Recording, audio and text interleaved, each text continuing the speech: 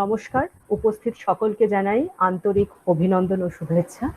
বেলদা কলেজের সমাজতত্ত্ব বিভাগ এবং আইকিউএসির যৌথ উদ্যোগে আয়োজিত 5 দিনের এক্সটেনশন লেকচার সিরিজে সকলকে স্বাগত জানাচ্ছি।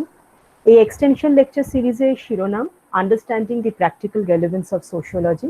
আজকে এই 5 দিনের এক্সটেনশন লেকচার সিরিজের চতুর্থতম দিন, অর্থাৎ দ্য পেনাল্টিমেট ডে। এবং আমাদের আজ প্রধান বক্তা professor Srijita Roy, assistant professor and head, Kultali B.R.. Ambedkar college. ওনাকে স্বাগত জানাই আমাদের সাথে ভাগ করে নেবেন তার জন্য। এবং সরাসরি আমরা এখন আমাদের লেকচার সিরিজে যাব, এবং তার জন্য আমি আমাদের assistant professor and faculty member miss Yankila Bhutia ওনাকে আমন্ত্রণ জানাবো, যাতে উনি আমাদের আজকের প্রধান বক্তা প্রফেসর সৃজিতা রয়কে ওয়েলকাম করে নেন। Thank you, Shaili ma'am. Good afternoon, everyone, and I heartily welcome all of you to the Extension Lecture Series for students organized by the Department of Sociology in association with IQSC Belda College, Paschim Midnapur. We are proud to announce that this lecture series is being conducted along with the cooperation from our Honorable Principal, Dr. Manavendra Mondal, IQSC Coordinator, Dr. Ashit Panda, and all the esteemed members of IQSC. I would like to welcome my dear faculty members and my dear most students. So it is an honor to start this occasion by heartily welcoming Professor Srijita Roy, Assistant Professor, Head Department of Sociology, Kultali, Dr. B.R. Ambedkar College. Thank you, dear ma'am, for sparing your precious time for this extension lecture series. Professor Roy is the head of Department of Sociology at the Kultali Dr. B.R. Ambedkar College. She has graduated from St. Xavier's College, Kolkata, and has completed her master's and MPhil from Jadavpur University. Her main areas of research include social anthropology and gender studies.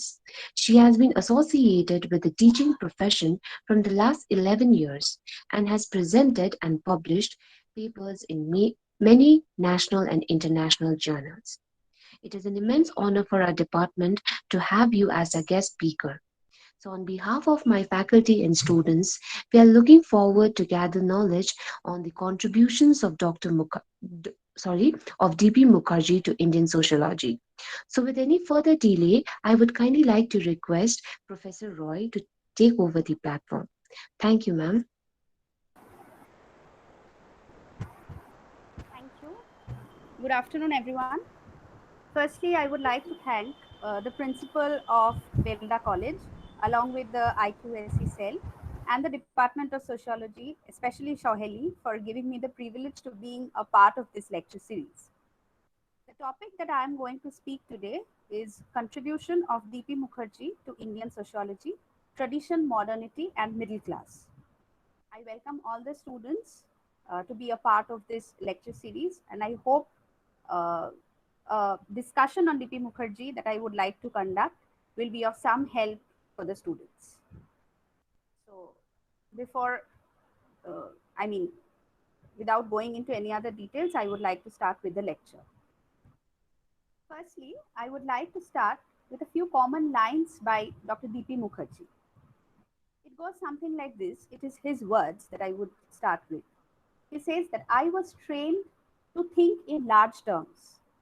It made me look closely into the details, but it made me search for the wood behind the trees. I could not take anything but a synoptic view. Right from the start, I had accepted the synthesis of social science, and it has followed me ever since.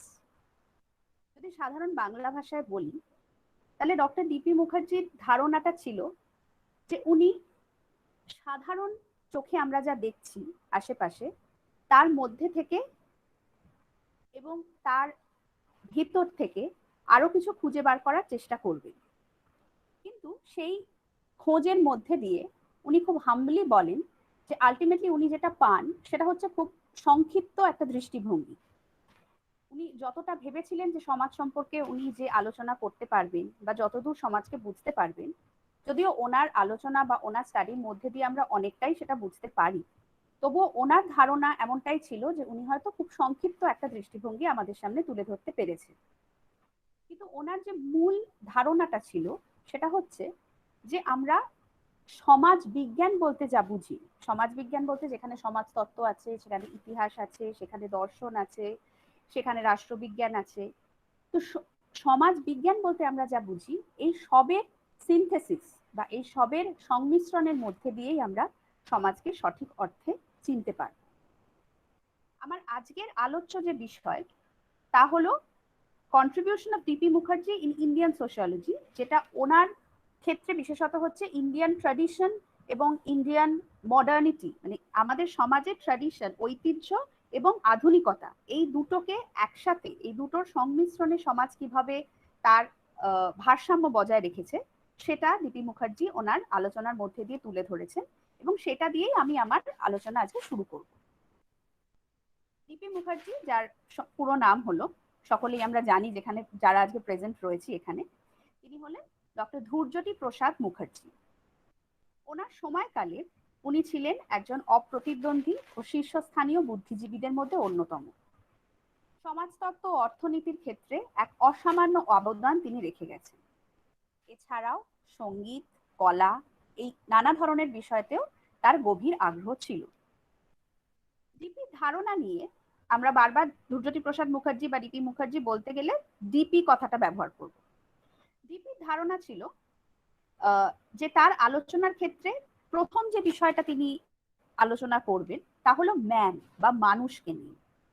কারণ ওনার নিজের কথার মধ্যে দিয়ে এই ধারণা বারবার উঠে আসে যে সমাজতত্ত্ব ওনার জন্য শুধুমাত্র কোনো পাঠ্য বিষয় নয়, বরং এটি একটি ব্যক্তিগত বিষয়, সাবজেক্টিভ ডিসিপ্লিন। যদিও তার জীবনে ব্যক্তিগতভাবে খুব নাটকীয় জীবন তার ছিল না, যে সমাজের মধ্যে তিনি বিশেষ কিছু নাটকীয় ঘটনা তার জীবনে ঘটেছে বলে তিনি সমাজতত্ত্বকে একটা নাটকীয় বিষয় বলে ভাবতে চেষ্টা করেছেন, এমনটা একেবারেই নয়। উনি খুব সাদামাটা জীবন যাপন করেছেন। 1894 সালে শ্রীরামপুরে ওনার জন্ম হয়। কর্মজীবনের অনেকটা সময় লখনৌ ইউনিভার্সিটিতে উনি ইকোনমিক্স এবং সোশিয়োলজি ডিপার্টমেন্টে অধ্যাপনা করেন। এছাড়াও বিদেশের বহু জায়গাতে ভিজিটিং প্রফেসর হিসেবে তিনি পড়াতে যান। লখনৌ ইউনিভার্সিটি থেকে তিনি 1954 সালে অবসর নেওয়ার পরে জয়েন করেন আলিগড় ইউনিভার্সিটি। সেখানে 1959 সাল পর্যন্ত উনি কাজ করেন। তারপরে ওনার গলায় ক্যান্সার ধরা পড়ে এবং তার ফলে উনি অধ্যাপনার কাজ আর চালিয়ে যেতে পারেননি, কিন্তু তবুও ওনার চিন্তাধারা ছিল স্বচ্ছ এবং পরিষ্কার, তার চিন্তাধারায় কোনো রকম দাগ পড়েনি। এবং তিনি ছিলেন ইন্ডিয়ান সোশিয়োলজিক্যাল অ্যাসোসিয়েশন এবং ইন্টারন্যাশনাল সোশিয়োলজিক্যাল অ্যাসোসিয়েশন, এই দুটি জায়গারই খুব রেসপেক্টফুল পজিশন। ডিপির দৃষ্টিভঙ্গির যে অভিনবত্ব বা ইউনিকনেস হলো যে ভারতীয় প্রেক্ষাপটে উনি মার্ক্সীয় সমাজতত্ত্বের ধারণাটি তুলে ধরার চেষ্টা করেছেন। এছাড়াও সমাজতত্ত্বের প্রকৃতি, পরিধি, সমাজতত্ত্ব অনুশীলনের ক্ষেত্রে কি ধরনের পদ্ধতি আমরা ব্যবহার করতে পারি, কিভাবে মানুষের ব্যক্তিত্ব আমরা বুঝতে পারি, সমাজের ঐতিহ্য, সামাজিক পরিবর্তন, এই সমস্ত বিষয়গুলো নিয়ে উনি কম বেশি আলোচনা করেন। তিনি বা ডিপি মুখার্জি পাশ্চাত্য বিষয় বা ওয়েস্টার্ন কালচার, ওয়েস্টার্ন আইডিয়াস, এই সমস্ত বিষয় নিয়েও যথেষ্ট সহনশীলতা বা টলারেন্স ওনার ছিল। ভারতবর্ষের সমাজতত্ত্ব বা সামাজিক নৃতত্ত্বের ক্ষেত্রে কখনোই উনি বিদেশি ধারণা প্রয়োগ করতে চাননি, কিন্তু আবার অ্যাট দ্য সেম টাইম উনি কিন্তু বিদেশি ধারণাকে কখনো উনি মনে করেননি যে পাশ্চাত্য ধারণা বা ওয়েস্টার্নাইজেশন বা পাশ্চাত্যকরণকে সম্পূর্ণ বাদ দিয়ে আমরা এগোতে পারি। উনি ওই জায়গাটা গুলিয়ে ফেলেননি কখনো, যে পাশ্চাত্য ধারণা নিয়েই যে সমাজকে বুঝতে হবে এমনও নয়, আবার পাশ্চাত্য ধারণাকে সম্পূর্ণ বাদ দিয়েও আমরা সমাজকে বুঝতে পারবো না। সমাজকে বিশ্লেষণ করার জন্য উনি মূলত যে পদ্ধতি ব্যবহার করেন তা হলো মার্ক্সীয় পদ্ধতি বা মার্ক্সিয়ান সোশিয়োলজিটা উনি ব্যবহার করেন সমাজতত্ত্ব বোঝার জন্য। উনি বলেন যে সমাজকে বুঝতে গেলে কখনোই আমরা কিন্তু সমাজের বিষয়গুলোকে আলাদা করে, কম্পার্টমেন্টালাইজেশন অফ নলেজ করে বা সমাজের সবকটা বিষয়কে আলাদা আলাদা করে আমরা বুঝতে পারবো না কখনো। সমাজের বিভিন্ন বিষয়গুলোকে কম বেশি একটা যোগ সাদৃশ্যের মধ্যে এনে, কম বেশি একটা যোগাযোগের মধ্যে এনে, একটা সিনথেসিসের মধ্যে এনে তবেই আমরা সম্পূর্ণ সমাজের একটা ধারণা পেতে পারব। ওনার উদ্দেশ্য ছিল যে ইন্ডিয়ান সোশ্যাল রিয়ালিটি বা ভারতবর্ষের যে সামাজিক সত্য সেটা উনি বোঝার চেষ্টা করবেন। এবং সেটা বুঝতে গিয়ে উনি যেটা দেখেন যে ভারতবর্ষের যে সামাজিক সত্য সেটা কোথায় লুকিয়ে আছে, সেটা লুকিয়ে আছে আমাদের ভারতবর্ষের ঐতিহ্য বা আমাদের ভারতবর্ষের কালচার অ্যান্ড ট্র্যাডিশনের মধ্যে।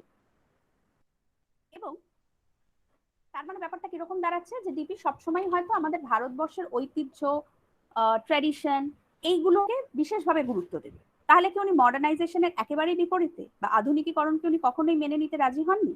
এমনটা একেবারেই নয়। কিন্তু উনি কিন্তু চেষ্টা করেছেন যে এই ঐতিহ্যের মধ্যে কম বেশি কিভাবে পরিবর্তন আনা যায়, কিভাবে মানুষের মনকে আধুনিকতাকে অ্যাকসেপ্ট করার মতন তৈরি করা যায়, সেটাকে উনি কিন্তু বারবার চেষ্টা করেছেন। মানে অ্যাট দ্য সেম, যেমন উনি একদিকে যেমন ঐতিহ্য বা কালচারাল ট্র্যাডিশন বা আমাদের হেরিটেজ এইটাকে গুরুত্ব দিয়েছেন, আবার ওই একই সাথে কিন্তু উনি এই মডার্নিটি বা কি করে আমরা আধুনিক মনোভাব তৈরি করতে পারবো সেটাকেও উনি যথেষ্ট গুরুত্ব দিয়েছেন। তার মানে কি হচ্ছে, এখানে একটা দান্দিকতা কাজ করছে, একটা ডায়ালেকটিক্স কাজ করছে অফ ট্র্যাডিশন অ্যান্ড মডার্নিটি, যেখানে হয়তো আমরা মার্কসিয়ান ডায়ালেকটিক্স এর একটা ইম্প্যাক্ট আমরা দেখতে পাচ্ছি। তো ইতিহাসের এই দ্বন্দ্বমূলক বিশ্লেষণ বা dialectical analysis of Indian history করতে গিয়ে এই যে ট্র্যাডিশন এবং মডার্নিটির এই যে ইন্টারাকশনের কথা উনি বারবার বলেছেন, সেটা আমাদের তৎকালীন ভারতবর্ষে আজকে পর্যন্ত ভীষণভাবে রেলেভেন্ট এবং আজকে পর্যন্ত আমাদের ভারতীয় সমাজকে বুঝতে ভীষণভাবে সাহায্য করে। এখনো যদি আমি আজকের ইন্ডিয়ান সোসাইটিকে বোঝার চেষ্টা করি, আমি কি শুধুমাত্র এখনকার প্রেজেন্ট মডার্ন কালচার দিয়ে সম্পূর্ণ সমাজটাকে বুঝে নিতে পারবো? কখনোই নয়। Our society is a process of progress. তো যতক্ষণ না আমি আমার কালচার, আমার হেরিটেজ, আমার ট্র্যাডিশন, আমার পুরনোটাকে যতক্ষণ না আমি জানছি, ততক্ষণ আমি কখনোই এগোতে পারবো না। তো ওনার যে এই dialectical comprehensive idea of tradition and modernity, that is very much relevant even in today's society. আজকে তৎকালীন সমাজ বুঝতেও এটা ভীষণভাবে রেলেভেন্ট। এরপরে যেটাতে আমরা আসবো সেটা হচ্ছে উনি বারবার মার্কসিয়ান সোশিওলজির কথা বলেছেন, বা উনি নিজেকে বলেছেন যে মার্কসীয় ধারণার মধ্যে দিয়ে আমি সমাজকে বোঝার চেষ্টা করব। কিন্তু উনি কিন্তু নিজেকে মার্কসিয়ান সোশিওলজিস্ট বলেননি। উনি নিজেকে কি বলেছেন? উনি প্রেফার করেছেন বলতে যে উনি একজন মার্কসোলজিস্ট। মার্কসোলজিস্ট এই কারণেই, কারণ উনি কিন্তু সম্পূর্ণ মার্কসের যে ধারণা ছিল of class and class struggle, শ্রেণীর বিবাদ, শ্রেণীর দ্বন্দ্ব, বা কি করে আমরা বিভিন্ন স্তরের মধ্যে দিয়ে, বিভিন্ন স্টেজের মধ্যে দিয়ে যে হিস্টোরিক্যাল প্রগ্রেস যেটা হয়, and every single stage is antagonistic struggle of two classes, এইভাবে যে মার্কস যেভাবে সমাজের প্রগ্রেসকে ডিফাইন করেছে, সেইভাবে কিন্তু ডিপি মুখার্জি ডিফাইন করেননি। তো অতএব ওনার স্টাডিতে কিন্তু ক্লাস স্ট্রাগল বা শ্রেণী সংগ্রাম বা এই যে বিভিন্ন ডেভেলপমেন্ট থ্রু স্টেজেস বা বিভিন্ন স্তরের মধ্যে দিয়ে সমাজের যে প্রগতি, এটা কিন্তু আমরা দেখতে পাই না। তো সেই অর্থে উনি কিন্তু মার্ক্সবাদ নন, উনি হি ইজ আ মার্কসোলজিস্ট। উনি মার্ক্সীয় ধারণাটাকে ওনার মতন করে ওনার আলোচনায় প্রয়োগ করার চেষ্টা করেছেন। এবং উনি বলেছেন যে ওনার এই ইতিহাসের প্রত্যাবর্তনের ক্ষেত্রে বা হিস্টোরিক্যাল যে প্রগ্রেস আমাদের সোসাইটিতে হচ্ছে, ইতিহাসের প্রত্যাবর্তনের ক্ষেত্রে উনি মার্ক্সবাদ দ্বারা উদ্বুদ্ধ হয়েছেন, উনি মার্ক্সের দ্বারা ইনফ্লুয়েন্সড হয়েছেন, মার্ক্সের দ্বারা ইন্সপায়ার্ড হয়েছেন। কিন্তু উনি বেশি গুরুত্ব দিয়েছেন কিসে? উনি কিন্তু বলেননি যে এখানে কোনো ক্লাস স্ট্রাগলের মধ্যে দিয়ে আমরা এগোচ্ছি। উনি বারবারই বলছেন যে আমরা কিসের মধ্যে দিয়ে এগোচ্ছি? আমরা এগোচ্ছি অ্যাসিমিলেশনের মধ্যে দিয়ে। কি ধরনের অ্যাসিমিলেশন? কালচারাল অ্যাসিমিলেশন, মানে সাংস্কৃতিক আত্মীকরণের মধ্যে দিয়ে। সাংস্কৃতিক আত্মীকরণ বা সাংস্কৃতিক মেলবন্ধনের মধ্যে দিয়ে। কিসের মেলবন্ধন হচ্ছে? ঐতিহ্য ও আধুনিকতা। এই মেলবন্ধনের মধ্যে দিয়ে আমরা এগিয়ে চলেছি, এই কথা উনি বলেছেন। উনি কিন্তু কখনোই ওই ক্লাস স্ট্রাগল বা ক্লাস বেস সোসাইটির ডিফারেন্সের মধ্যে দিয়ে এগোনোর কথা বলেননি। আরেকটা জিনিস আমরা দেখি যে ডিপি মুখার্জি কিন্তু কখনোই কোনো এম্পেরিক্যাল বা তথ্য নির্ভর স্টাডির উপর ডিপেন্ড করেন, যার ফলে অনেক ক্ষেত্রে ওনাকে বলা হয় যে আর্ম চেয়ার সোশিওলজিস্ট, মানে উনি কেদারায় বসে আরাম করে সমাজতত্ত্বের আলোচনা করেছেন। উনি কিন্তু কখনোই চেষ্টা করেননি যে ফিল্ডে গিয়ে কোনো রকম ফিল্ড স্টাডি করে সমাজকে বোঝা। উনি চার্চে অনেক বেশি গুরুত্ব দিয়েছেন কলা, সাহিত্য, মিউজিক, যেটার উপর ওনার বিশেষ আগ্রহ ছিল, এই সমস্ত জিনিসকে উনি বিশেষভাবে গুরুত্ব দিয়েছেন। হি ওয়াজ এ ভার্সেটাইল স্কলার। ওনার লেখা প্রচুর বই রয়েছে, প্রচুর আর্টিকেলস রয়েছে। আমি সবকটার নামে যাব না, কারণ তোমরা নিশ্চয়ই স্টুডেন্টদের জন্য যেহেতু এই লেকচারটা, তারা নিশ্চয়ই টেক্সট পড়বে এবং সমস্ত বইয়ের নাম টাম এগুলো ওরা জানতেই পারবে। তো এগুলো বলে আমি তোমাদের সময় খুব একটা নষ্ট করব না। আমি গ্র্যাজুয়ালি এখান থেকে আমার অ্যানালিসিসকে আরেকটু এগিয়ে নিয়ে যাব towards the interpretation of Indian tradition and কালচারের দিকে। I mean where the synthesis of tradition and modernity continues এবং কিভাবে সেটা হচ্ছে। ডিপি মুখার্জি বা ধৈর্যটি প্রসাদ মুখার্জি ওনার অ্যানালিসিসে বারবারই ওয়েস্টার্ন সোসাইটিকে নিয়ে এসছেন। কখনোই কিন্তু উনি ওয়েস্টার্ন সোসাইটিকে বাদ রাখেন। ওনার আলোচনার মধ্যে আমরা পাশ্চাত্য সমাজের অনেক রকম ইনফ্লুয়েন্সের কথা বারবার দেখতে পাই। উনি যথেষ্ট সংবেদনশীল একজন সমাজতত্ত্ববিদ, যার ফলে উনি আশেপাশে কি ঘটছে এই বিষয়টাকে যথেষ্ট গুরুত্ব দিতেন এবং তার সাথে সাথে গুরুত্ব দিতেন আমাদের ইন্ডিয়ান ট্র্যাডিশন বা ইন্ডিয়ান ঐতিহ্য এবং মডার্নিটিকে। ওনার যে প্রথম কাজ তা হলো মডার্ন ইন্ডিয়ান কালচার আ সোশিওলজিক্যাল স্টাডি। এই বইটি প্রথম পাবলিশড হয়, ওনার এই কাজটি প্রথম পাবলিশড হয় 1942 সালে এবং তার রিভাইজড এডিশন পাবলিশড হয় 1947 সালে, যেই বছর আমাদের ভারতবর্ষ ইন্ডিপেন্ডেন্স গেইন করে। এবং সেখানে ওনার আলোচনার যে মূল জায়গা ছিল, ওনার আলোচনার যে মুখ্য উদ্দেশ্য ছিল, সেটা ওই একই বারবার যেটা আমি বলছি, সেটা হচ্ছে সাংস্কৃতিক মেলবন্ধন বা কালচারাল সিনথেসিস। উনি যেভাবে আমাদের ভারতীয় সমাজকে দেখেছেন সেটা হলো it is a peaceful and progressive society, শান্তিপূর্ণ এবং প্রগতিশীল সমাজ। আমাদের ভারতবর্ষ হলো শান্তিপূর্ণ এবং প্রগতিশীল সমাজ। এবং এই শান্তি কিভাবে থাকছে? কারণ because there is a union of diverse elements. আমাদের ভারতবর্ষে কিন্তু বিভিন্ন বোধ, বিভিন্ন ধারণা, বিভিন্ন ভাষা, বিভিন্ন সংস্কৃতির একটা সবসময় একটা সমষ্টিগত প্রসেস চলছে আমাদের ভারতবর্ষের মধ্যে, এবং সেটা এত সুন্দরভাবে তার ডিস্টিংটিভনেস নিয়ে, তার প্রত্যেকের নিজস্বতা নিয়ে মেনটেন হয়, যার ফলে উনি এইভাবেই ভারতবর্ষকে দেখেছেন যে ভারতবর্ষ একটি শান্তিপূর্ণ প্রগতিশীল সমাজ। এই সবের মধ্যে দিয়ে শান্তি বজায় রেখে আমরা এগিয়ে চলেছি। এবং এখানে কি হচ্ছে, এখানে এই এগিয়ে চলার মধ্যে প্রতি মুহূর্তে কিন্তু আমাদের ট্র্যাডিশনটা একটু করে পাল্টাচ্ছে। তার মানে কি, আজকে যেটা প্রেজেন্ট সেটা কালকের history, tomorrow that will be the history, so this will become a part of the tradition. তো তার মানে কি হচ্ছে, প্রতি মুহূর্তে যে আমরা এগোচ্ছি আমাদের ট্র্যাডিশনের একটা পুনর্গঠন হচ্ছে বা আমাদের ঐতিহ্যের একটা পুনর্গঠন হচ্ছে। কিন্তু যে প্রতি মুহূর্তে আমরা এগোচ্ছি এবং প্রতি মুহূর্তে আমরা নতুন ভাবে একটা ঐতিহ্য বা কালচার পাচ্ছি, যেটাকে বজায় রেখে আমরা নতুনের দিকে এগিয়ে চলেছি। উনি মনে করেছেন, ডিপি মুখার্জি বা ধৈর্যটি প্রসাদ মুখার্জি মনে করেছেন যে ওনার এই আলোচনার মধ্যে বিজ্ঞানকে উনি যথেষ্ট গুরুত্ব দেবেন। যেমন উনি কি কি জিনিসকে উনি গুরুত্ব দিচ্ছেন আমরা আরেকবার যদি দেখি। প্রথমত উনি গুরুত্ব দিচ্ছেন ট্র্যাডিশন মডার্নিটি, ঐতিহ্য আধুনিকতা, দুটোর সাংস্কৃতিক মেলবন্ধন, বারবার সেই জায়গায় উনি গুরুত্ব দিচ্ছেন। দ্বিতীয়ত উনি বলছেন, আমি কখনোই ওয়েস্টার্ন সোসাইটি বা ওয়েস্টার্নাইজেশন বা পাশ্চাত্যকরণকে ভুলে যাব না। ওয়েস্টার্ন এলিমেন্টস আমার সোসাইটিতে থাকবে এবং আরো বেশি থাকবে, কারণ ওই পিরিয়ডটা, উনি যে পিরিয়ডটাতে কাজ করেছেন সেই পিরিয়ডটাতে অনেকটাই আমরা দেখেছি সেই সময় that was a British dominated society. তো তখন তো ব্রিটিশ ইনফ্লুয়েন্স আমাদের মধ্যে থাকবেই, আমাদের দেশে আসবে, ওয়েস্টার্ন এলিমেন্টস বা ওয়েস্টার্ন ইনফ্লুয়েন্স থাকবেই। কিন্তু সেটাকে আমরা কতটা নেব, কতটা ছাড়বো, কতটা আমরা ইনভাইট করতে পারবো এবং কতটা আমরা বাদ রাখবো, সেই কথা উনি বারবার বলেছেন। আরেকটা জায়গায় উনি বিশেষ গুরুত্ব দিয়েছেন, সেটা হচ্ছে বিজ্ঞান। আধুনিকতার দিকে আমরা যতই এগোবো ততই আমাদের বিজ্ঞানকে গুরুত্ব দিতে হবে। বিজ্ঞানের গুরুত্ব ছাড়া আমরা এগোতে পারবো না। এবং এই বিজ্ঞানের কথা বলতে গিয়ে উনি 3 ধরনের বিজ্ঞানের কথা বলেছেন। 1, ন্যাচারাল সায়েন্স বা প্রাকৃতিক বিজ্ঞান। যেটা ন্যাচারাল সায়েন্স কি করে, কিছু কৌশল বা কিছু প্রক্রিয়া টেকনিক্স তৈরি করে। সেকেন্ডলি উনি বলেছেন সোশ্যাল সায়েন্স বা সমাজ বিজ্ঞানের কথা। সোশ্যাল সায়েন্স কি করে, এই যে কৌশল বা প্রক্রিয়া যেগুলো তৈরি হয়েছে এই প্রক্রিয়াগুলোকে বোঝার চেষ্টা করে, অ্যানালাইজ করে, বোঝার চেষ্টা বললে ভুল হবে, বিশ্লেষণ করার চেষ্টা করে। আর লাস্ট হচ্ছে হিউম্যানিস্টিক সায়েন্স। হিউম্যানিস্টিক সায়েন্স মানে হচ্ছে মানববাদী বিজ্ঞান। যেটা তারা কি করে, তারা এই কৌশল বা প্রক্রিয়াটাকে সাবজেক্টিভ বা বিষয়গতভাবে বোঝার চেষ্টা করে, উপলব্ধি করার চেষ্টা করে।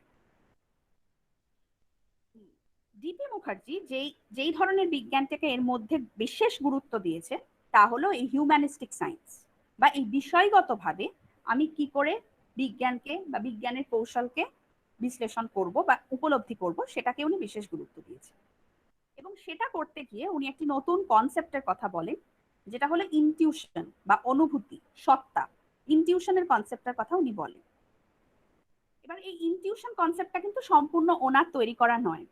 এই কনসেপ্টটার ক্ষেত্রে উনি ইনফ্লুয়েন্সড হয় ডিলথের দ্বারা, এবং উনি ইনফ্লুয়েন্সড হয় এক ধরনের কি বলবো, মানুষের যে ইন্টারনাল যে অনুভূতি, যে উপলব্ধি করার বিভিন্ন ঘটনা যেগুলো সমাজে ঘটছে, বা এই যে বিভিন্ন কৌশল প্রক্রিয়ার মধ্যে দিয়ে যে বৈজ্ঞানিক উন্নতি প্রতি মুহূর্তে সমাজে হচ্ছে, সেটাকে যে আমরা যুক্তি দিয়ে কিভাবে আমরা বিশ্লেষণ করব, সেটাই হচ্ছে ইনটিউশন। এবং এই ইনটিউশনটা কিন্তু যদিও ওনার নিজস্ব তৈরি করা ধারণা নয়, উনি এটা ব্যবহার করেছেন সমাজকে আরেকটু ক্রিটিক্যালি বোঝার জন্য। For a better critical analysis of the society উনি এই ইনটিউশন বা অনুভূতি সত্তাটিকে ব্যবহার করেন। কি অনুভব করার জন্য ব্যবহার করেন? For a better rational understanding of Indian tradition, যে আরো ভালো করে কিভাবে আমি আমার ভারতীয় সংস্কৃতিকে, ভারতীয় ঐতিহ্যকে যুক্তিগতভাবে বুঝতে পারবো, সেই জন্য উনি ব্যবহার করেন। এবং সেটা করতে গিয়ে উনি যে কনক্লুশনে পৌঁছান সেটা হলো যে our Indian tradition is more of historical relativism. What is historical relativism? ঐতিহাসিক আপেক্ষিকতা। ঐতিহাসিক আপেক্ষিকতা বলতে এখানে আমরা কি বুঝি? ঐতিহাসিক আপেক্ষিকতা বলতে আমরা বুঝি যে ইতিহাসের পরিবর্তন প্রতি মুহূর্তে ঘটছে। প্রতি মুহূর্তে আমরা ইতিহাস থেকে বা আমাদের পূর্বে ঘটে যাওয়া ঘটনা, কালচার, হেরিটেজ থেকে কিছু এলিমেন্টস নিয়ে নিয়ে আমরা এগোচ্ছি। এবং এই হিস্টোরিক্যাল রিলেটিভিজম মানে, যেটা আমার ধারণায় আমি বুঝেছি বা তোমাদের বোঝাতে চাইছি, তোমাদের ধারণা অন্যরকম হতেই পারে, সেটা আমরা একটা ডিসকাশনের মধ্যে পরে পেতেই পারি, যে আজকে আমি যেভাবে সমাজের প্রোগ্রেসকে দেখব বা সমাজের উন্নতিকে দেখব বা সমাজের আধুনিকতাকে দেখব, আমার পাশের মানুষটাই অন্যভাবে আধুনিকতাকে দেখতে পারে। আধুনিকতার ধরনটা তো অন্য, এক একজনের কাছে এক এক রকম। তো এই যে আধুনিকতার দিকে আমরা এগোচ্ছি, তার সাথে সাথে মানুষের চিন্তা ভাবনার যে একটা ফ্রিডম তৈরি হচ্ছে, এই যে র্যাশনাল আউটলুকে আমরা প্রত্যেকটা মানুষ ভাবতে পারছি যে নাথিং ইজ অ্যাবসলিউট। আমি যেভাবে ডিফাইন করে দিচ্ছি, we cannot define a situation. তো এই রিলেটিভিজম, এই আপেক্ষিকতা, এই হিস্টোরিক্যাল রিলেটিভিজম বা ঐতিহাসিক আপেক্ষিকতার ধারণার কথা ডিপি মুখার্জি উল্লেখ করেছে। এবং ওনার এই পদ্ধতি বা methodology, it is completely based on logical analysis. উনি কিন্তু পুরোটাই সাইন্টিফিক এবং লজিক ব্যবহার করে যুক্তির বিশ্লেষণের মধ্যে দিয়ে আলোচনা করেছেন। এই আলোচনা বা এই rationalism is not similar to Weber's rationalism. His rationalism was different from Weber's rationalism. His rationalism was not only subjective, শুধুমাত্র বিষয়গত নয়। উনি কিন্তু শুরু করেছিলেন যে ওই হিউম্যানিস্টিক সায়েন্সের ওই বিষয়গত ইনটিউশনের ধারণা থেকে, কিন্তু গ্র্যাজুয়ালি উনি বলেছেন যে শুধুমাত্র বিষয়গত আলোচনা দিয়ে আমরা কিন্তু পুরো অ্যানালিসিস করতে পারবো না, দুটোকেই রাখতে হবে। It has to be an analysis of both objective and subjective, মানে দু ধরনের বোঝাপড়া, বিষয়গত এবং অবিষয়গত, যেখানে আমি ন্যাচারাল সায়েন্সকেও গুরুত্ব দেব। কেন ন্যাচারাল সায়েন্সকে গুরুত্ব দেব? Because natural science is more of objective analysis. Natural সায়েন্সে আমরা অবিষয়গত বোঝাপড়াটাকে বেশি গুরুত্ব দিই। তো উনি বলেছেন, ডিপি বলেছেন, যে যখন আমি আমার সমাজকে বোঝার চেষ্টা করব, তখন আমি হিস্ট্রিকে বুঝবো, ট্র্যাডিশনকে বুঝবো, কালচারকে বুঝবো, and at the same time I will give some importance to natural science also. Natural science অ্যাপ্রোচকেও আমাকে গুরুত্ব দিতে হবে, যার ফলে উনি বিষয়গত অবিষয়গত এই দু ধরনের আলোচনার কথাই বলেছেন। এবং হিস্ট্রি আর সায়েন্সকে উনি একই প্ল্যাটফর্মে রেখেছেন। History and science R placed at the same platform, because আমি অবজেক্টিভলি এবং সাবজেক্টিভলি দুইভাবেই সমাজকে বোঝার চেষ্টা করছি। এখানে আবার আমরা আরেকটা জিনিস দেখছি, এখানে আবার আমরা কিন্তু একটা ডায়ালেকটিক্স দেখতে পাচ্ছি, একটা দান্দিকতা আমরা দেখতে পাচ্ছি। What kind of dialectics? Dialectics of history and science. ঠিক আছে, এবারে আমরা চলে যাচ্ছি পরবর্তী পার্টে, যেখানে আমরা দেখছি যে ওনার এই যে স্টাডি, ওনার এই স্টাডির যে মূল strength, the main strength of his study of Indian tradition is the crystallization of values. আমি আগে ইংলিশে ফ্রেজটা বলে দিচ্ছি, তারপরে আমি বাংলায় বুঝিয়ে দেবো। Crystallization of values emerging from the past, happenings in the life habits and emotions of men and women. মানে কি, যে মানুষের, সমাজের মানুষের যে মূল্যবোধ, যে ওয়ে অফ লাইফ, যে জীবনযাত্রা, সেখানে ইতিহাসের একটা ভূমিকা আছে, সেখানে প্রেজেন্ট সোসাইটির একটা ভূমিকা আছে। আমাদের যে ইমোশনস, সেই ইমোশনের ক্ষেত্রেও কিছু কিছু জায়গায় আমাদের কালচারাল সিনথেসিস বা কালচারাল ঐতিহ্যের একটা ভূমিকা থাকে, আবার অ্যাট দ্য সেম টাইম আমাদের আধুনিক চিন্তাধারার একটা ভূমিকা থাকে। এই সমস্তটা মিলিয়েই কিন্তু ইন্ডিয়ান ট্র্যাডিশন বা ইন্ডিয়ান কালচার তৈরি হয়। এর মানে এমন নয়, বারবার যেহেতু ট্র্যাডিশন কথাটা ব্যবহার করা হচ্ছে, এর মানে কখনোই এমন নয় যে উনি শুধুমাত্র বলেছেন যে আমরা ইন্ডিয়ান ঐতিহ্য বা ভারতবর্ষের ঐতিহ্য এবং কালচারকে ওয়ার্শিপ করবো বা পুজো করবো। বারবারই আমি বলছি, উনি কিন্তু আধুনিকতা বা আমাদের ঐতিহ্যগত চিন্তাধারায় পরিবর্তনের কথাও কিন্তু উনি বারবার মেনশন করেছেন। His idea of a complete man or a well-balanced personality, ওনার আলোচনায় একজন সম্পূর্ণ মানুষ বা একজন বুদ্ধিদীপ্ত ব্যক্তিত্বের মানুষ কে না, যার মধ্যে এই সবের একটা সংমিশ্রণ রয়েছে। কিসের কিসের সংমিশ্রণ?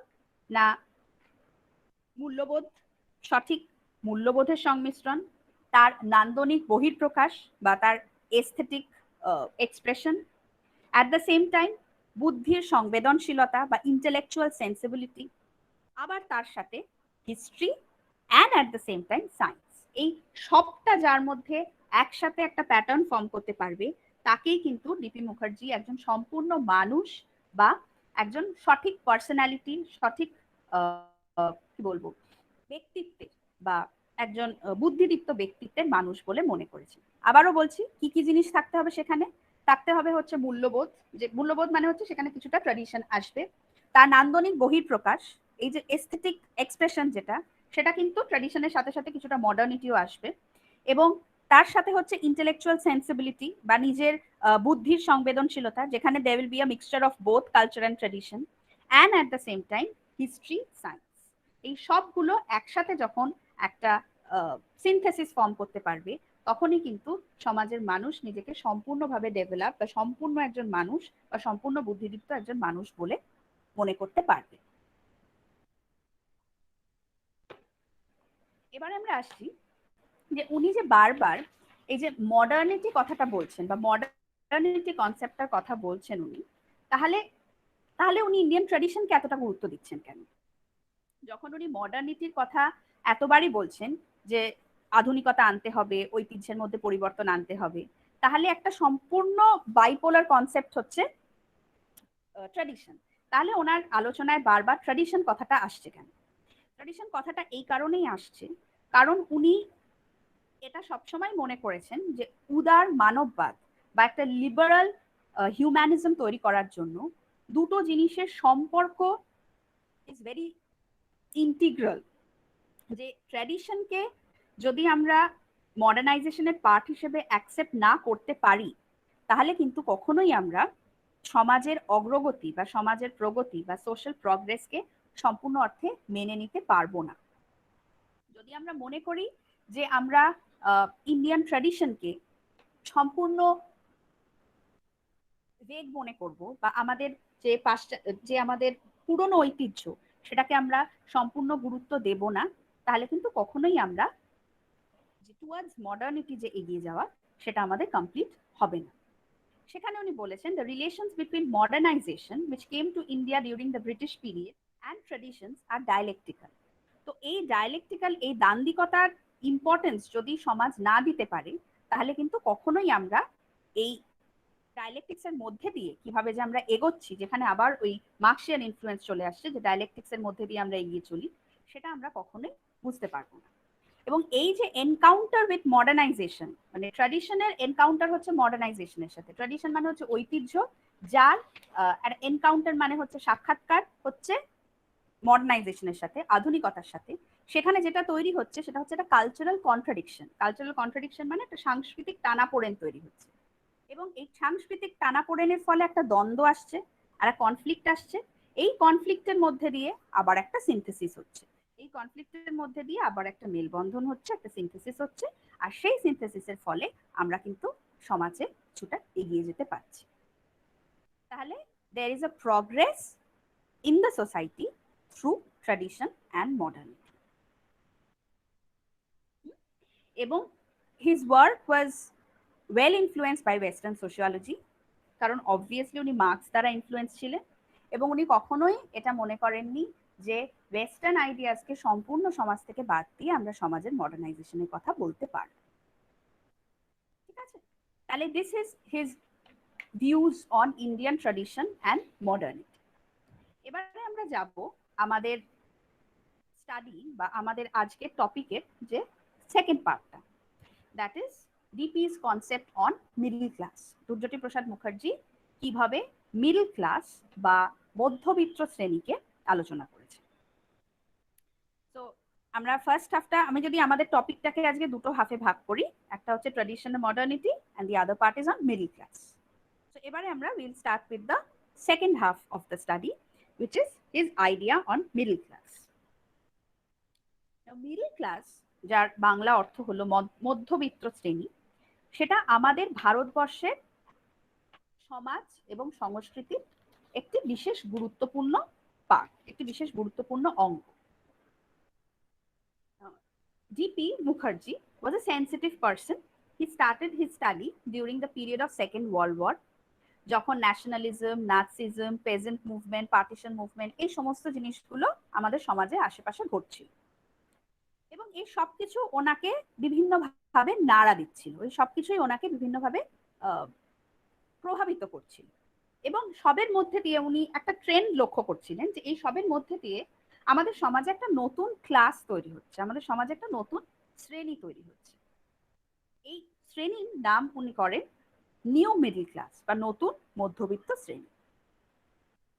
এবং এদের এই যে নিউ মিডল ক্লাস বা নতুন মধ্যবিত্ত শ্রেণী যে আমাদের সমাজে তৈরি হলো, সেটা যে শুধুমাত্র একটা নতুন কিছু হলো এমন নয়, এদের কিন্তু একটা বিশেষ ভূমিকা তৈরি হলো সমাজে। They have a particular social role in this society. কারণ সমাজের প্রত্যেকটা স্তরে এরা এদের প্রভাব ফেলতে আরম্ভ করলো, এরা এদের ইম্প্যাক্ট স্প্রেড করতে আরম্ভ করলো। কোন কোন দিকে? ইকোনমিক্স, অর্থনীতি, সোশ্যাল, সমাজ বা সামাজিক, পলিটিক্যাল, রাজনৈতিক, and as well as educational বা শিক্ষাগত দিকে, সমস্ত দিকে কিন্তু এই মিডল ক্লাস তাদের একটা ইম্প্যাক্ট ফেলতে আরম্ভ করলো। এবং এই মিডল ক্লাসকে আমরা দুটো ফেজে ভাগ করি, একটা হচ্ছে পোস্ট ইন্ডিপেন্ডেন্ট মিডল ক্লাস, আর একটা হচ্ছে pre independent middle class. DP Mukherjee ওনার এই আলোচনাটা শুরুই করেন যে মিডল ক্লাসকে উনি একটা খুব ক্রিটিক্যাল পয়েন্ট অফ ভিউ থেকে দেখেন। উনি মিডল ক্লাসকে একটা নেগেটিভ পয়েন্ট অফ ভিউ থেকে দেখেন। উনি ডিফাইন করেন যে মিডল ক্লাস হচ্ছে একটা নন প্রোডাক্টিভ ক্লাস এবং এই ক্লাসের একটা নেগেটিভ ইম্প্যাক্ট রয়েছে সোসাইটিতে।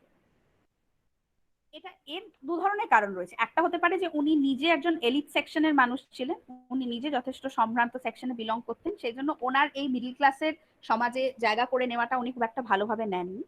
আবার অ্যাট দ্য সেম টাইম উনি যেভাবে অ্যানালাইজ করেছেন, that is also very true. উনি বলেছেন এই যে নতুন মিডল ক্লাসটা তৈরি হয়েছে, এরা কিন্তু সম্পূর্ণভাবে ওয়েস্টার্ন সিভিলাইজেশন বা পাশ্চাত্য সভ্যতার দ্বারা influenced. They have been formed as an influence of western civilization, আর এদের এডুকেশনটা, এদের কনসিয়াসনেসটা পুরোটাই ওই পাশ্চাত্যকরণের মধ্যে দিয়েই এসেছে, পুরোটাই ওই ওয়েস্টার্ন ইনফ্লুয়েন্সের মধ্যে দিয়েই তৈরি হয়েছে। অ্যান্ড ইন দ্য প্রসেস কি হয়েছে, এদের কোনো ইন্ডিভিজুয়ালিটি বা এদের কোনো নিজস্বতা তৈরি হয়নি, এরা কোনোভাবেই এদের নিজস্ব কোনো ধ্যান ধারণা তৈরি করতে পারেনি, কারণ এরা পুরোটাই ওয়েস্টার্ন ইনফ্লুয়েন্সড মিডল ক্লাস।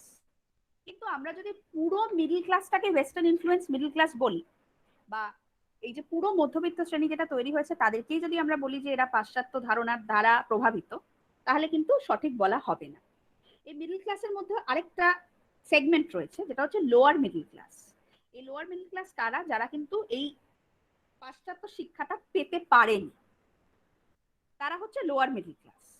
তো উনি বলছেন যে এই যে ওয়েস্টার্ন ইনফ্লুয়েন্স, উনি স্পেসিফিক্যালি বলছেন যারা ওয়েস্টার্ন ইনফ্লুয়েন্স মিডল ক্লাস, যারা শুধুমাত্র পাশ্চাত্য শিক্ষার মধ্যে দিয়ে সমাজে বড় হয়েছে, এই ধরনের মিডল ক্লাস যারা, এদেরকে উনি বিশেষভাবে ক্রিটিসাইজ করেছেন। উনি বলেছেন এদের নিজস্বতার কোনো জায়গা নেই এবং এরা সমাজে একটা নেগেটিভ জায়গা তৈরি করছে।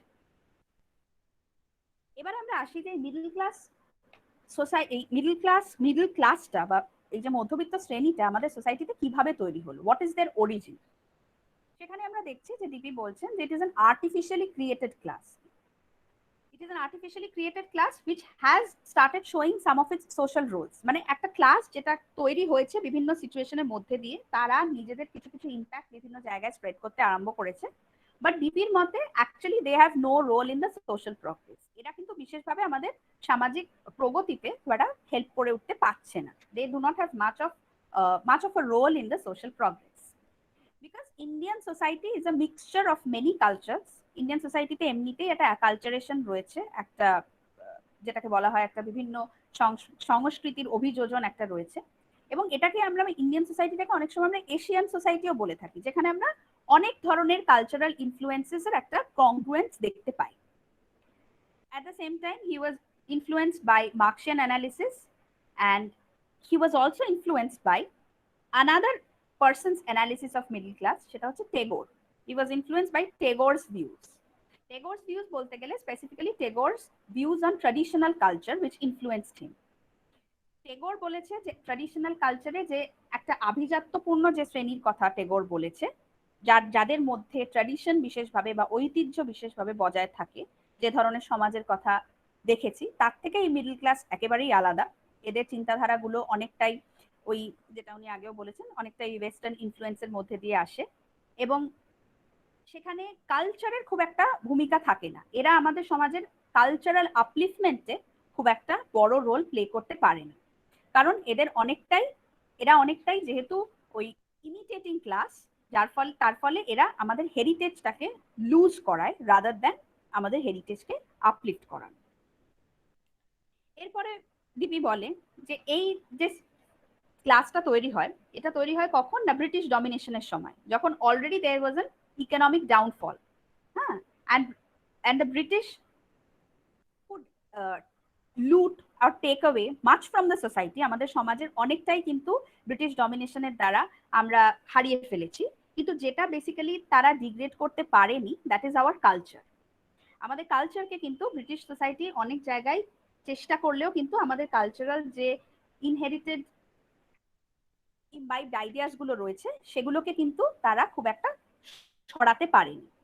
কিন্তু তারা যেটা করেছে, তারা ইনফ্লুয়েন্স করে গেছে বারবার এই মিডল ক্লাসকে, এবং এই মিডল ক্লাস সেই রোলটা প্লে করেছে অনেক জায়গায় আমাদের এই কালচারকে ডিগ্রেড করতে।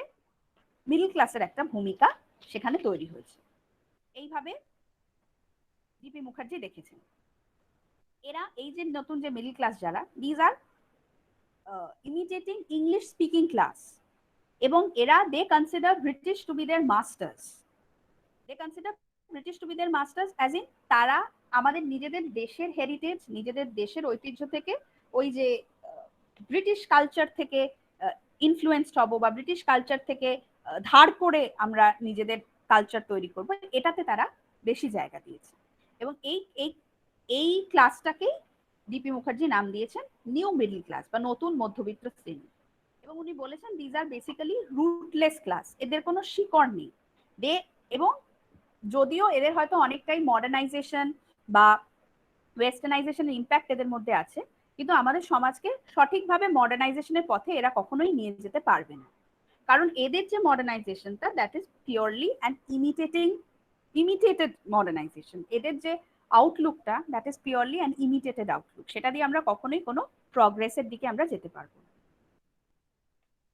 তাহলে আমরা দেখছি কি যে আমরা অ্যাপারেন্টলি ভাবতে পারি যে এই middle class has helped in a form of modernisation. Apparently আমরা ভাববো, কারণ এই মিডল ক্লাস তৈরি হওয়ার পরেই একটা ইংলিশ স্পিকিং ক্লাস তৈরি হয়েছে, মিডল ক্লাস তৈরি হওয়ার পরেই ওয়েস্টার্ন এলিমেন্টস ভীষণভাবে আমাদের সমাজে এসেছে। তো আমি বলতে পারি যে এরা অ্যাপারেন্টলি দেখতে গেলে এরা মডার্নাইজেশনে হেল্প করেছে। কিন্তু ডিপি মুখার্জি বলবেন যে this is not modernisation, this is a form of anglicisation. হ্যাঁ, আমরা ইমিটেট করেছি, আমরা মডার্নাইজেশনের দিকে বা সঠিক আধুনিকীকরণের দিকে কখনোই এই মিডল ক্লাস আমাদের নিয়ে যেতে পারেনি। এদের মধ্যে যেটা রয়েছে এই মিডল ক্লাসের মধ্যে, they have a split personality, they have a kind of dual personality, একটা দু ধরনের ব্যক্তিত্ব এদের মধ্যে কাজ করে। কিরকম? এরা আমাদের সোসাইটিকে মডার্নাইজ করতে চেষ্টা করে, কিভাবে, যে কোন মডেলে, ভিক্টোরিয়ান ইংলিশ মডেলে এরা আমাদের সোসাইটিকে মডার্নাইজ করতে চেষ্টা করে। And at the same time এরা আমাদের বেসিক ভ্যালুস গুলো, আমাদের যে কালচারাল ভ্যালুস গুলো, সেটাকে মেরে ফেলতে সাহায্য করে। তো এই ধরনের modernisation is not something that DP Mukherjee was talking about. আমরা পুরোটাতেই দেখেছি যে উনি যে ধরনের মডার্নাইজেশনের কথা বলেছেন সেটা হচ্ছে যেখানে there will be a proper synthesis of culture and heritage. উনি বলছেন যে new middle class does not help in that kind of a social progress. এই ধরনের সোশ্যাল প্রগ্রেসে এই নিউ মিডল ক্লাসের কোনো ভূমিকা নেই। উনি বারবারই বলেছেন যে মানুষের ব্যক্তিত্ব এমন হবে, the personality of a person would be such that there will be a freedom in the personality. Freedom কিসের থেকে ফ্রিডম হবে? Freedom from unnecessary social control and interference. যে ব্যক্তিত্ব এমন ভাবে তৈরি করতে হবে যেখানে আমি ইনফ্লুয়েন্স থাকতে পারে, কিন্তু আননেসেসারিলি কোনো আউটসাইড এলিমেন্টস, এখানে স্পেসিফিক্যালি কোনো ব্রিটিশ এলিমেন্টের দ্বারা আমরা প্রভাবিত হব না।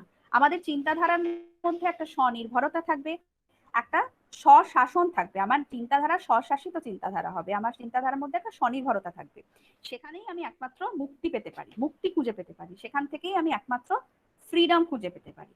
এবং এই পার্সোনালিটিটা আমি যতক্ষণ না ডেভেলপ করতে পারছি ততক্ষণ আমি কখনোই সমাজের আধুনিকতায় কোনো রকম রোল প্লে করতে পারবো না।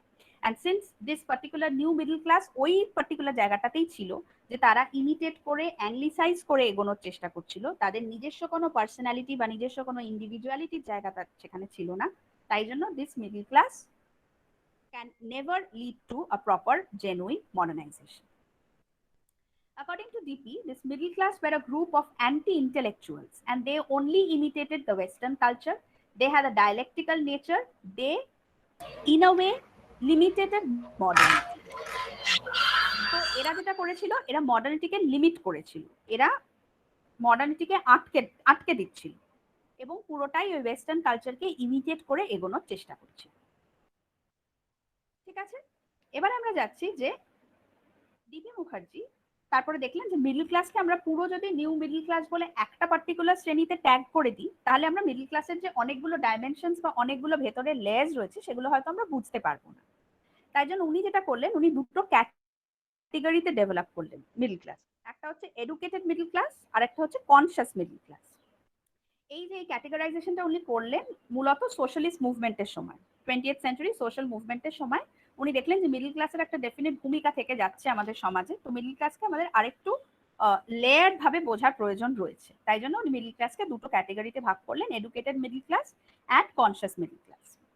এডুকেটেড মিডল ক্লাসকে আবার উনি ফার্দার আরো দুটো ভাগে ভাগ করলেন। একটা হচ্ছে এডুকেটেড এমপ্লয়েড, এডুকেটেড শিক্ষিত and at the same time তারা সঠিকভাবে এমপ্লয়েড, তাদের প্রত্যেকের চাকরি রয়েছে, বেকার নয় কেউ। এডুকেটেড এমপ্লয়েড যাদেরকে বলা হয় আপার মিডল ক্লাস।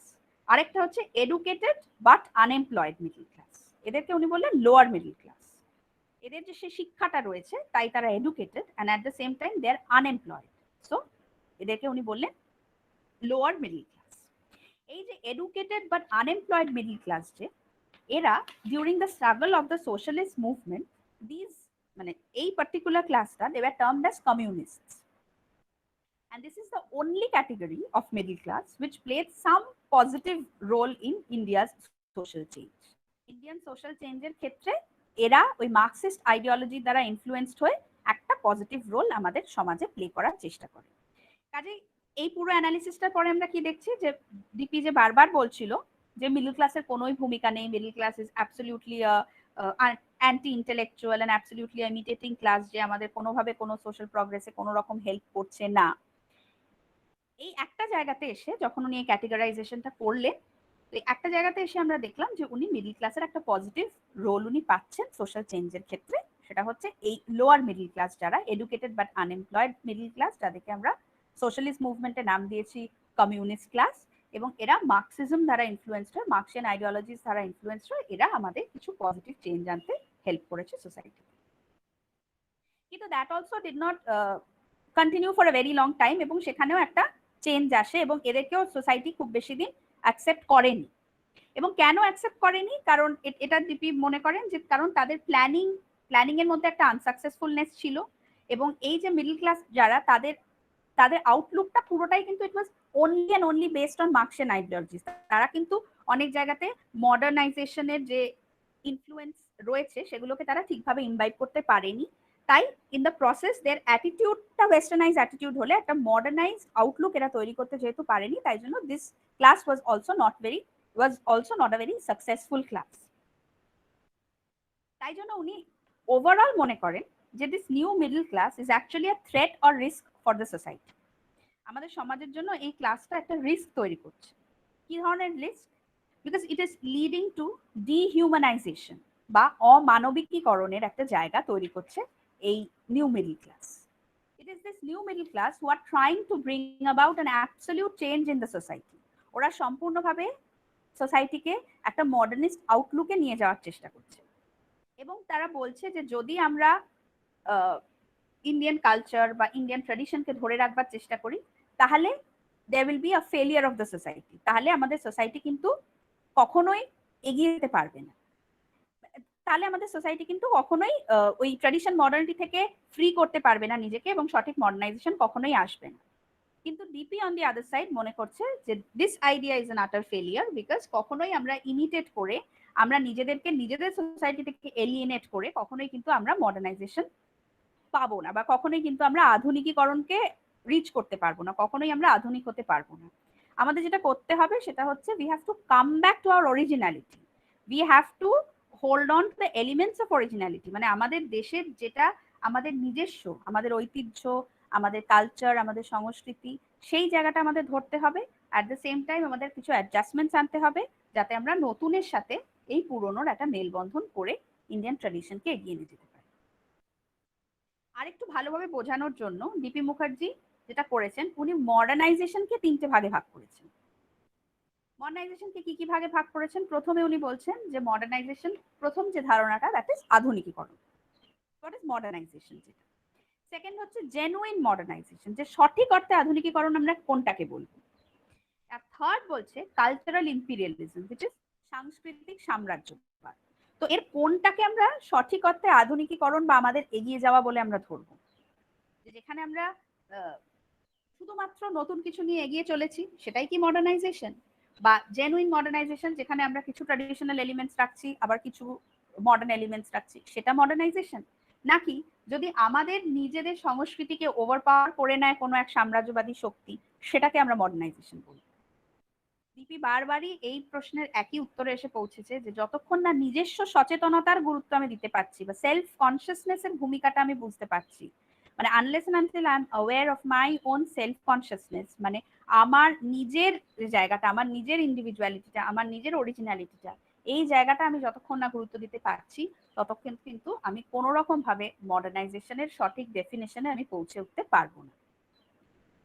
এবং যেটা দেখা যাচ্ছে সেটা উনি বলছেন যে এই মিডল ক্লাস, এই যে নতুন যে মিডল ক্লাস শ্রেণী যেটাকে আমরা স্পেসিফিক্যালি যে আপার মিডল ক্লাস ছাড়া, এরা যেহেতু কখনোই ভোগবাদের ধারণা থেকে বেরোতে পারবে না, they will never be able to come out of the shackles of consumerism and scientific technology, মানে বৈজ্ঞানিক প্রযুক্তি আর ভোগবাদ, এর থেকে যেহেতু তারা বেরিয়ে উঠতে পারছে না বা এর থেকে যেহেতু তারা বেরিয়ে উঠতে পারবে না, তাই তারা নিজস্বতা বা এই অরিজিনালিটি বা ইন্ডিভিজুয়ালিটির জায়গাটা কখনোই হয়তো ধরতে পারবে না। And gradually they will alienate from the society. They will not play any progress in a proper kind of modernization. সঠিক অর্থে আধুনিকতার দিকে এরা হতে পারবে না এবং এরা যেটা করবে, that is they will de-alienate themselves from the society.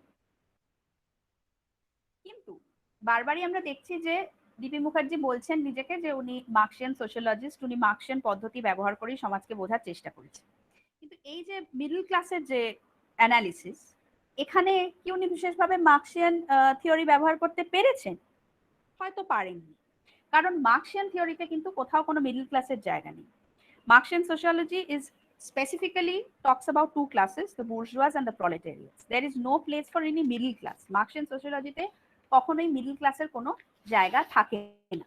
So DP নিজেকে ক্লেম করছেন মার্কসিয়ান, ক্লেম করছেন এই জায়গাতে যে উনি মার্কসিয়ান সোশিওলজি দ্বারা ইনফ্লুয়েন্সড হয়ে কাজ করেছেন। উনি নিজেকে কখনোই মার্কসিয়ান সোশিওলজিস্ট বলেননি, বারবারই উনি নিজেকে বলেছেন the Marxologist, he was influenced by Marx.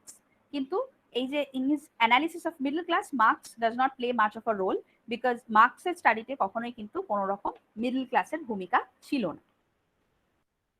So this in a way is the analysis of middle class. DP Mukherjee's idea of middle class, যেখানে আমি বিশেষভাবে যেহেতু মিডল ক্লাসের কথাই বলেছি, আমি ব্যক্তিত্বের ধারণার কথা কিন্তু খুব একটা ডিটেলে আমি বলিনি। এটা বোঝাতে গিয়ে যে শুধুমাত্র এই সঠিক ব্যক্তিত্ব কিভাবে তৈরি হতে পারে সেটা বোঝাতে গিয়ে আমি শুধুমাত্র ব্যক্তিত্বের ধারণার একটুখানি ছুঁয়ে গেছি। কিন্তু বিপি's কনসেপ্ট অফ পার্সোনালিটি নিশ্চয়ই তোমরা জানো, আমরা প্রত্যেকেই জানি। It is also a vast area of study, ব্যক্তিত্বের ধারণা, সেটার খুব ডিটেলে আমি যাচ্ছি না। I would rather move towards the conclusion, যেখানে আমি দেখছি যে DP's ideas have contributed to a new perspective in Indian sociology. কি ধরনের পার্সপেক্টিভ সেটা হচ্ছে মার্কসিয়ান পার্সপেক্টিভ। একটা ডায়ালেকটিক্যাল অ্যাপ্রোচে উনি ইন্ডিয়ান ট্র্যাডিশনকে ইন্টারপ্রেট করতে চেষ্টা করেছেন, ইন্ডিয়ান সোসাইটিকে, where there has been a dialectics of tradition and modernity. He was tolerant towards Western ideas. Obviously, পাশ্চাত্য ধরন, যেখান থেকে আমি শুরু করেছিলাম, পাশ্চাত্য ধারণা, পাশ্চাত্য আইডিয়া, এই সবগুলোই ওনাকে ইনফ্লুয়েন্স করেছে, এই সবগুলোই ওনার কাজের মধ্যে বারবার এসেছে। কিন্তু উনি মনে করেছেন যে ভারতবর্ষের একটা নিজস্ব সোশ্যাল কালচার রয়েছে, ভারতবর্ষের একটা নিজস্ব সোশিওলজি রয়েছে, আমাদের ইন্ডিয়ান সোশিওলজি যেটা, ভারতীয় সমাজতত্ত্ব যেটা, যেখানে শুধুমাত্র আমি ওয়েস্টার্ন এলিমেন্টস নিয়ে এলেই হবে না। And at the same time Indian social অ্যানথ্রোপোলজিরও একটা নিজস্ব জায়গা রয়েছে। হ্যাঁ, যে সামাজিক নৃতত্ত্বেরও কিন্তু একটা নিজস্ব জায়গা রয়েছে, যেখানে বারবার আমি ওয়েস্টার্ন আইডিয়াস বা ওয়েস্টার্ন ইনপুটস ঢুকিয়ে সেই জায়গাটা কেটে ফেলতে পারি না। এটা অবশ্যই ঠিক যে উনি ওনার কাজের মধ্যে যেহেতু মার্কসিয়ান আইডিয়া ব্যবহার করেছেন, that is a proof enough যে he is giving importance to western sociology. Western সোশিওলজির বাইরে উনি ভাবছেন না, কিন্তু বারবারই যে জায়গাটা উনি তুলে ধরার চেষ্টা করেছেন, দ্যাট ইজ যে আমাদের এই Indian sociological discipline, it has a specificity, a uniqueness of its own, and এবং Indian social tradition, Indian social anthropology, তারও একটা নিজস্ব জায়গা রয়েছে। উনি বারবার নিজেকে বলেছেন যে উনি মার্কসের কাজের দ্বারা ইনফ্লুয়েন্সড হয়েছেন, বাট হি ওয়াজ আ মার্কসোলজিস্ট। উনি কিন্তু মার্কসের আইডিয়াকে ডিটো কপি করে কোনো অ্যানালিসিস করার চেষ্টা করেননি। He just took ideas from Marxian studies and tried to interpret that in the context of Indian tradition. Indian ট্র্যাডিশনে কিভাবে সেটাকে আমরা অ্যাপ্লাই করতে পারি সেটাকে উনি দেখার চেষ্টা করেছেন। আর কিভাবে কালচারাল অ্যান্ড সোশ্যাল ট্রান্সফরমেশনের মধ্যে দিয়ে, সাংস্কৃতিক সামাজিক এই যে পরিবর্তনের মধ্যে দিয়ে সমাজ এগিয়ে চলে, কিভাবে মিডল ক্লাস তার জায়গা তৈরি করে নেয়, এই পুরোটাই আমাদের আজকের আলোচনার মধ্যে দিয়ে আমি খুব ছোট করে তুলে ধরার চেষ্টা করেছি। জানি না এটা কতটা হেল্পফুল হয়েছে তোমাদের জন্য। আমি সবসময় চেষ্টা করি একটু নিজের ভাষাতে নিজের মতন করে বোঝানোর, যাতে স্টুডেন্টদের একটু সুবিধা হয়। আমি জানি না ওদের কতটা হেল্পফুল হবে, খুব অল্প সময়ের মধ্যে যেভাবে হোক একটু সাজানোর চেষ্টা করেছি। So thank you. কারোর যদি কোনো প্রশ্ন থাকে। হ্যাঁ, অনেক ধন্যবাদ প্রফেসর সৃজিতা রয়কে। আপনার মানে সত্যি খুবই প্রাঞ্জল এবং সহজ ভাষায় আপনি এটা বুঝিয়েছেন আমাদের স্টুডেন্টদের। এবং এই ডিপি মুখার্জি বলুন বা ইন্ডিয়ান যে কোনো সোশিওলজিস্ট বলুন, ইট ইজ ভেরি ডিফিকাল্ট যে একটা ক্লাসে বা 1 ঘন্টার কোনো লেকচারে পুরো আইডিয়াটা কভার করা, বাট স্টিল আপনি খুব সুন্দরভাবে প্রত্যেকটা ডাইমেনশন কভার করেছেন। Thank you so much for that. আমাদের একটা কোয়েশ্চেন আছে, সেটা হচ্ছে Sarita Mondal, 6th semester honours. ও করেছে যে এই যে ঐতিহ্য আধুনিকতার যে উদাহরণ, হ্যাঁ, এই হিসাবে কি আমি করোনা পরিস্থিতিতে যে কুম্ভ মেলার উদাহরণটা দিতে পারি, যেখানে কুম্ভ মেলাকে লেজিটিমাইজ করে খোলা হয়েছে এই করোনা পরিস্থিতিতে? ডেফিনেটলি এটা একটা ভীষণ অন্যরকম একটা এক্সাম্পলের মধ্যে দিয়ে তুমি একটা ডাইমেনশন তুলে ধরেছো। যে আমি যদি মনে করি যে হ্যাঁ, এই যে ট্র্যাডিশনাল এলিমেন্টটা ধরে রাখবার জন্য আমাদের আধুনিকতার তে একটা তার এতখানি ইম্প্যাক্ট পড়লো, মূলত যে সেকেন্ড ওয়েভটা, করোনা সেকেন্ড ওয়েভটা যদি কারণ হিসেবে আমরা দেখতে চাই, তাহলে কুম্ভ মেলাটা তো একটা বিশেষ কারণ বটেই। তাহলে তো এখানে একটা কন্ট্রাস্ট চলে এলো ডিপির ধারণা, যে ওই ট্র্যাডিশনাল এলিমেন্টকে ধরে রাখতে গিয়ে আমি আমার আধুনিকতার মধ্যে এরকম একটা নেগেটিভ এলিমেন্ট অ্যাড করলাম। তো হ্যাঁ, এবারে আমাদের সমাজ যেভাবে প্রত্যেকদিন, তো যে কথাটা আমি বললাম যে এভরিডে, মানে উই আর চেঞ্জিং এভরিডে, নতুন কিছু হচ্ছে প্রতিদিন। কিন্তু এই কথাটাও ডিপি কিন্তু বারবারই বলেছেন যে আমরা কতটা ট্র্যাডিশন নেব, ট্র্যাডিশনাল এলিমেন্ট আমি কতটা আমার আধুনিক সমাজে অ্যাপ্লাই করব, বা আমি আমার আধুনিকতার কতটা সাথে ট্র্যাডিশনাল মেলবন্ধনটা করব সেটাকে আমাকে বুঝতে হবে। আমি যে ট্র্যাডিশনাল এলিমেন্টটাকে গুরুত্ব দেওয়ার জন্য যে আমি যদি আমার প্রেজেন্ট আধুনিক স্ফিয়ারটাকে ভুলে যাই সেটা হবে না। তো কিছুটা হলেও আমরা সেটা করে ফেলেছি বলেই এরকম মানে এই ক্রাইসিসটা বা এই কনসিকুয়েন্সেসটা তৈরি হয়েছে। জানি না আমি উত্তরটা ঠিকঠাক হলো কিনা বা ঠিকঠাক ওর কোয়েশ্চেনটা আমি অ্যাড্রেস করতে পারলাম কিনা, but this is what I have to say. না না, একদম ঠিকই চাইলে যদি কিছু ঠিকই অ্যাড আছে। করতে চাও বলতে পারো, তাহলে মানে তোমার একটা ভিউ যদি না না, দিতে চাও অ্যাবসলিউটলি, তাহলে। না না, অ্যাবসলিউটলি ঠিকই বলেছেন, কোনো অসুবিধা নেই।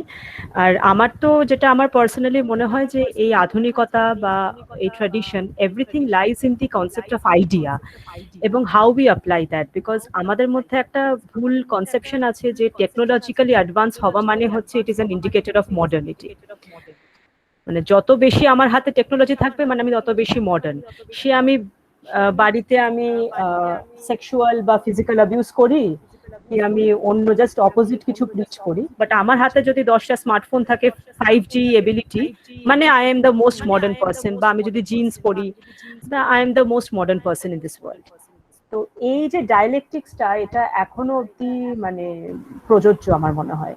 And it is still relative existing. ব্যাপার আর কি, হাউ মানে definition of modernity is different to different persons. আমারও সেটাই মনে হয় আর কি, যেটা হয়তো Exactly. ডিপি মুখার্জি কিছুটা হিস্টোরিক্যাল রিলেটিভিজমের মধ্যে দিয়ে বোঝানোর চেষ্টা করেছেন, যে ওই আমরা এগোচ্ছি প্রতিদিনই এবং চেঞ্জেস আসছে আমাদের মধ্যে, কিন্তু কে কতটা নিতে পারছি বা কে কোনটাকে মডার্নিটি বলছি, that differs from one person to the other. একদম একদম, এক্স্যাক্টলি, একদম। আমি আমার বাকি স্টুডেন্টদের বলছি, যদি তোমাদের কোনো কোয়েশ্চেন থাকে তোমরা ম্যামকে জিজ্ঞেস করতে পারো, বা আমাদের ফ্যাকাল্টি মেম্বারদের যদি কোনো কোয়েশ্চেন থাকে আপনারা প্লিজ প্রফেসর সৃজিতা রয়কে জিজ্ঞেস করতে পারেন। তোমরা চ্যাট বক্সেও লিখতে পারো যদি কোনো কোয়েশ্চেন থাকে তোমাদের।